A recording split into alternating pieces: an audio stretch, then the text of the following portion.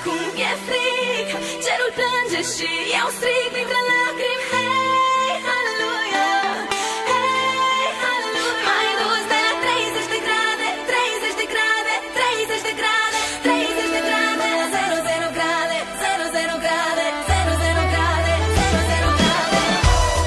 Prea multe n-ar fi de zis, nu poți reaprinde un foc ce deja s-a stins.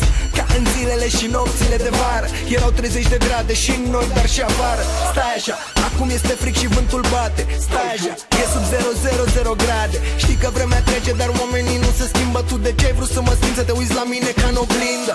Am înghețat, dar n-am să-ți o spun. Nu mai e soare, sunt singur pe drum.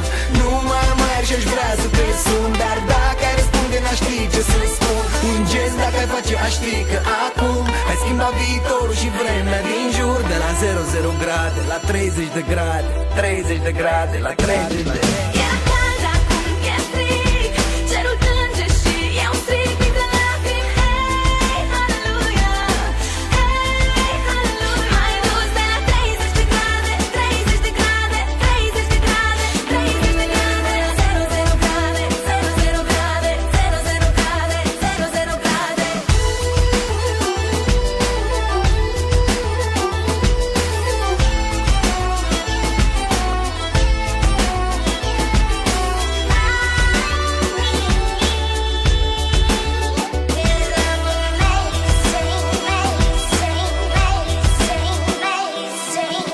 Se spune că atunci când plouă cerul plânge și când inima e rănită plânge cu lacrimi de sânge. Era soarele pe cer, între noi vreme de plajă, peste 30 de grade și amândoi cuprinși de vrajă. Stai așa, acum este fric și vântul bate. Stai așa, e sub 000 grade. Până și îngerii urlă când văd cât de rău ne doare, ci că tot rău spre bine și nimic nu-i la întâmplare.